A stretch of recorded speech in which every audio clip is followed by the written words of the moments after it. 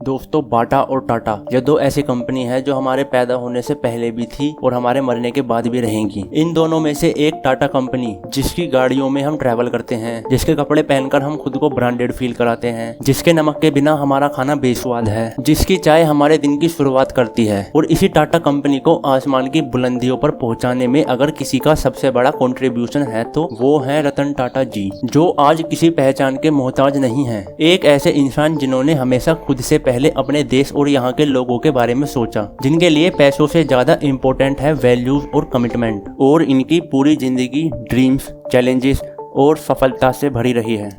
Sir Ratan Tata सिर्फ एक businessman ही नहीं बल्कि एक अद्भुत लीडर, सबसे बड़े दानवीर और लाखों लोगों के लिए उम्मीद की किरण भी हैं। 26/11 इंसिडेंट का वो दिन तो आपको याद ही होगा, जब मुंबई के ताज पैलेस होटल में आतंकवादियों ने कई सारे निर्दोष लोगों को मार दिया था। उस समय रतन टाटा जी ताज होटल्स ग्रुप की कंपनी के चेयरमैन हुआ करते थे। इस दर्दनाक घटना की खबर लगते ही रतन टाटा तुरंत होटल पहुंचे और जान का खतरा होने के बावजूद खुद ही पूरे रेस्क्यू ऑपरेशन को लीड करते हैं। इनफैक्ट इस आतंकी घटना में घायल होने वाले सभी एम्प्लॉइज को रतन टाटा जी ने पूरी तरह से ठीक होने तक फुल सैलरी दी थी। साथ ही जो एम्प्लॉइज इस हमले में मारे गए थे, उनके बच्चों की पढ़ाई का पूरा खर्च उठाने की जिम्मेदारी भी रतन टाटा जी ने खुद अपने कंधों पर ले ली थी। साल 2017 में इन्होंने कैंसर पेशेंट्स के लिए 1000 करोड़ का दान दिया था। और कोविड के टाइम भी जब पूरा देश फाइनेंशियल क्राइसिस से गुजर रहा था, तब भी रतन टाटा जी ने लोगों की मदद करने के लिए पीएम केयर फंड में 1500 करोड़ रुपए डोनेट किए थे। रतन टाटा जी का जीवन ऐसे ही अनेक परोपकारी कामों से भरा हुआ है, जिसकी वजह से उन्हें साल 2000 में पद्म भूषण और साल 2008 में पद्म विभूषण से भी सम्मानित किया जा चुका है।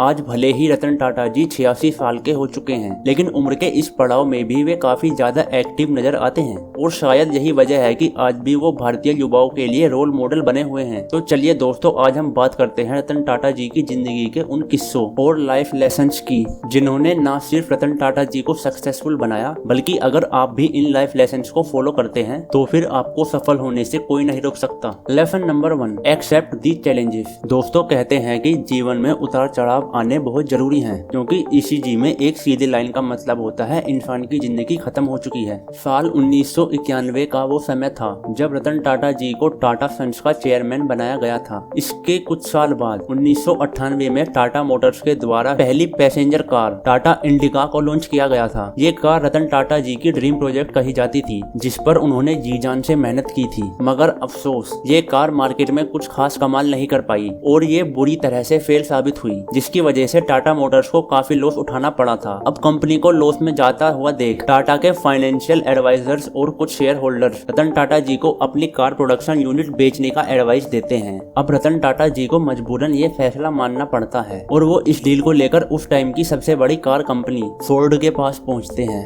दोस्तों, फोर्ड ने उनकी इस डील में इंटरेस्ट तो दिखाया था, पर उस समय के फोर्ड के सीईओ बिल फोर्ड ने जाने अनजाने में रतन टाटा जी की इंसल्ट भी कर दी थी। बिल फोर्ड ने रतन टाटा जी से कहा था, जब आपको पैसेंजर कार के बिजनेस की नॉलेज ही नहीं है तो आपको इसे शुरू ही नहीं करना चाहिए था। चलिए कोई बात नहीं, हम आपका ये बिजनेस खरीद कर आप पर एहसान कर रहे हैं। अब रतन टाटा जी को बिल फोर्ड की ये बात बिल्कुल भी पसंद नहीं आई और वे बिल फोर्ड को बिना कोई सवाल जवाब दिए डील कैंसिल करके सीधा इंडिया वापस लौट आए। दोस्तों, अगर कोई और होता तो शायद बिल फोर्ड से बहस में उलझ जाता, अपने आप को सही प्रूफ करने का ट्राई करता, पर रतन टाटा जी ने बिल फोर्ड द्वारा की गई इंसल्ट को मोटिवेशन के रूप में यूज किया और टाटा इंडिका की कमियों को दूर करने में लग गए। कुछ समय के बाद ही उन्होंने मार्केट में इंडिका के न्यू वर्जन को लॉन्च किया, जिसका नाम था इंडिका V2। और शायद मुझे ये बताने की भी जरूरत नहीं है कि टाटा इंडिका वर्जन 2 कितनी बड़ी हिट साबित हुई थी। अपनी पहली सक्सेस के बाद रतन टाटा जी लगातार टाटा मोटर्स को ग्रो करते रहे और अगले कुछ ही सालों में इसे दुनिया की टॉप कंपनीज के बीच लाकर खड़ा कर दिया। एक तरफ जहां टाटा सफलता के झंडे गाड़ते हुए आगे बढ़ रही थी, वहीं दूसरी तरफ साल 2008 आते आते फोर्ड कंपनी की हालत खराब हो गई और कंपनी दिवालिया होने की कगार पर आ खड़ी हुई। ऐसे में फोर्ड ने अपने 2 कार ब्रांड्स जैगवार और लैंड रोवर को बेचने का डिसीजन लिया। और दोस्तों, जैसे ही रतन टाटा जी को इसकी खबर मिली, उन्होंने तुरंत ही फोर्ड से इन दोनों कार कंपनीज को खरीदने का फैसला कर कर लिया। रतन टाटा जी का ये फैसला काफी सरप्राइजिंग था, क्योंकि उस टाइम पूरी दुनिया मंदी की चपेट में थी और ऑटोमोबाइल इंडस्ट्री तो पूरी तरह से डूबने की कगार पर खड़ी थी। ऐसे में सबको लगने लगा था कि बिल फोर्ड से बदला लेने के चक्कर में रतन टाटा जी ने एक गलत कदम उठा लिया है। लेकिन रतन टाटा जी ने तो ये फैसला एक लॉन्ग टर्म प्लान को सोचकर लिया था। उस टाइम रतन टाटा जी लग्जरी कार्स के बिजनेस में एंट्री करने की सोच रहे थे और इस सिलसिले में जैगुआर और लैंड रोवर जैसे आइकॉनिक लग्जरी ब्रांड्स को खरीदना उनके लिए एक तीर से दो निशाने जैसा था। और इसीलिए जून 2008 में रतन टाटा जी ने फोर्ड से जैगुआर और लैंड रोवर को $2.3 बिलियन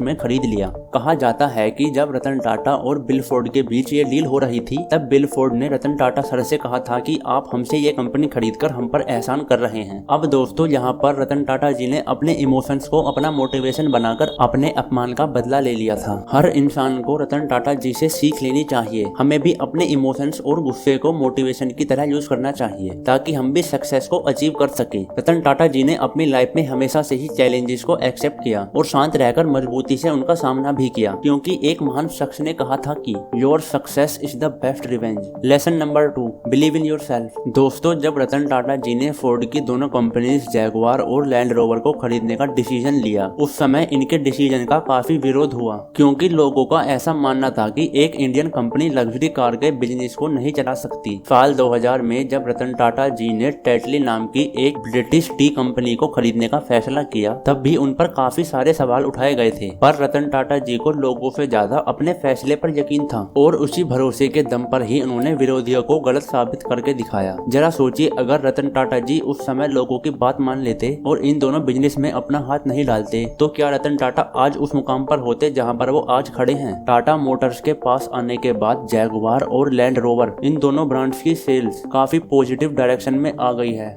और ये दोनों कंपनी टाटा मोटर्स के लिए काफी फायदेमंद भी साबित हुई। वहीं अगर बात टी कंपनी टेटली की करें, तो फिर 1990 में टेटली टी कंपनी लिप्टन के बाद वर्ल्ड की सेकंड लार्जेस्ट टी कंपनी थी, जबकि टाटा टी वर्ल्ड की लार्जेस्ट टी प्रोड्यूसिंग कंपनी थी। टी प्रोड्यूसिंग का मतलब है कि टाटा कंपनी चाय की पत्तियां तो उगाती थी, लेकिन उसे किसी कंपनी के अंडर बेचा नहीं जाता था। ऐसे में रतन टाटा जी ने नोटिस किया कि पूरे भारत में 50 से ज्यादा टी गार्डन होने के बावजूद भी उनकी अपनी कोई पहचान नहीं है। और फिर यही वजह थी कि जब टेटली के मालिकों ने अपने ब्रांड को बेचने का फैसला किया, तो फिर रतन टाटा जी ने तुरंत इस मौके का फायदा उठाया और 271 मिलियन पाउंड में टेटली को खरीद लिया। ये किसी भी इंडियन कंपनी के द्वारा किसी भी इंटरनेशनल ब्रांड का सबसे बड़ा एक्विजिशन था, जिसके साथ टाटा टी इंटरनेशनल लेवल पर न सिर्फ सेकंड लार्जेस्ट टी कंपनी बनी, बल्कि ये यूनिलीवर और लोरी जैसे ग्लोबल कंपनीज के भी आंख में आंख मिलाकर उनके साथ कंपटीशन में शामिल हो गई। दोस्तों, रतन टाटा जी का एक बहुत फेमस स्टेटमेंट है, I don't believe in taking right decisions, I take decisions and make them right. यानी मैं सही फैसले लेने में विश्वास नहीं रखता, मैं फैसले लेता हूँ और फिर उन्हें सही बनाता हूँ। अपने फैसले पर अडिग रहना और उसे सही साबित करने के लिए मेहनत के इंतहा से गुजर जाना ही रतन टाटा जी की सक्सेस का सीक्रेट रहा। Lesson number 3, trust, values and commitments are more important than money. दोस्तों, टाटा ग्रुप की स्थापना करने वाले जमशेद जी टाटा ने जिस तरह लोगों के बीच इस कंपनी के ट्रस्ट को बनाए रखा था, रतन टाटा जी ने भी उस लेगेसी को बखूबी बरकरार रखा। रतन टाटा जी के लिए कंपनी की वैल्यूज और उनका कमिटमेंट हमेशा ही पैसों से ज्यादा इम्पोर्टेंट रहा और यही चीज हमें साल 2016 में भी देखने को मिली, जब रतन टाटा जी ने साइरस मिस्त्री को टाटा सन्स के चेयरमैन के पद से हटा दिया था। हैरानी की बात तो ये थी कि ये वही साइरस मिस्त्री थे जिन्हें रतन टाटा जी ने खुद चेयरमैन बनाया था। साल 2012 में जब रतन टाटा जी ने टाटा सन्स की चेयरमैन की पोस्ट से रिटायरमेंट ली, तब उन्होंने साइरस मिस्त्री को बोर्ड का चेयरमैन बना दिया था। लेकिन चेयरमैन बनने के बाद साइरस टाटा के वैल्यूज और कमिटमेंट से ज्यादा प्रॉफिट पर फोकस करने लगे। अब शुरुआत में तो रतन टाटा जी ने साइरस की एक दो गलतियों को माफ कर दिया, लेकिन जब ये गलती साइरस की लाइफ का पार्ट बन गई, तब रतन टाटा जी ने उनको कंपनी से बाहर का रास्ता दिखा दिया। अगर साइरस की सबसे बड़ी गलती की बात करें तो साल 2009 में एक जापानीज कंपनी एनटीटी डोकोमो ने टाटा टेली सर्विसेज के 26.5% शेयर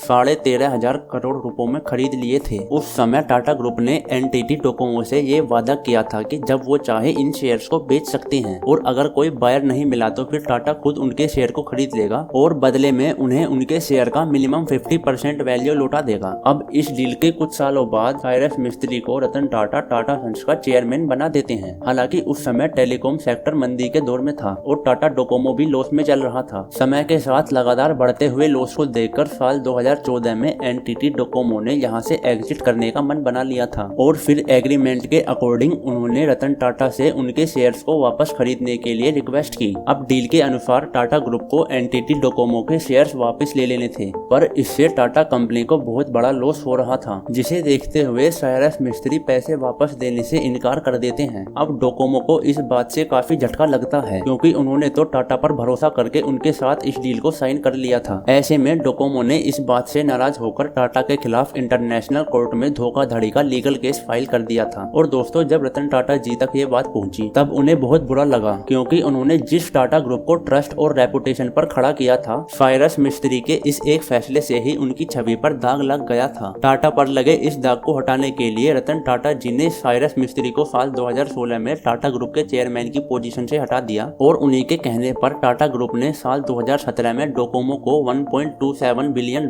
का पेमेंट भी किया। दोस्तों, रतन टाटा जी का मानना है कि एक बिजनेस हमेशा ही ट्रस्ट के ऊपर चलता रहा है और अगर ट्रस्ट ही नहीं रहेगा तो वे बिजनेस लंबे समय तक नहीं चल पाएगा। इसीलिए कभी भी टेम्पररी प्रॉफिट के लिए अपने वैल्यूज को नहीं भूलना चाहिए। Lesson number 4, business for philanthropy. दोस्तों, आज टाटा ग्रुप के पास लग्जरी कार बनाने वाले लैंड रोवर और जैगुआर हैं। वो एयर इंडिया के मालिक हैं। देश की टॉप टेक कंपनीज में अपनी जगह बनाने वाली टीसीएस भी टाटा ग्रुप का ही पार्ट है। अगर प्रॉफिट की बात करें या नेटवर्थ की तो रतन टाटा जी का टाटा ग्रुप हमेशा मुकेश अंबानी जी के रिलायंस ग्रुप से आगे ही रहा है। अब ध्यान देने वाली बात यह है कि इतना सब कुछ होने के बाद भी आखिर रतन टाटा जी का नाम देश के सबसे अमीर बिजनेसमैन की लिस्ट में क्यों नहीं आया। हालांकि इस सवाल का जवाब जब उनसे एक इंटरव्यू में पूछा गया तो इसका जवाब देते हुए रतन टाटा जी कहते हैं कि मुकेश अंबानी एक बिजनेसमैन है और मैं एक इंडस्ट्रियलिस्ट हूँ। एक बिजनेसमैन होने के नाते अंबानी चाहते हैं कि इंडियन इकोनॉमी सुपर पावर बने और एक इंडस्ट्रियलिस्ट होने के नाते मैं चाहता हूँ कि भारत में कोई भी गरीब ना रहे और मेरे देश में भुखमरी से किसी की भी मौत ना हो। दोस्तों, रतन टाटा जी का यह जवाब उनकी मानसिकता और दरिया दिली को दिखाता है। आज टाटा ग्रुप का major shareholder Tata Sons है, यानी कि टाटा कंपनी जितने भी पैसे कमाती है वो टाटा सन्स के पास ही जाता है और इस टाटा सन्स का भी 66% हिस्सा टाटा फैमिली ओन करती है। इस तरह से देखा जाए तो रतन टाटा जी के पास बहुत पैसे होने चाहिए, लेकिन असलियत में ऐसा है नहीं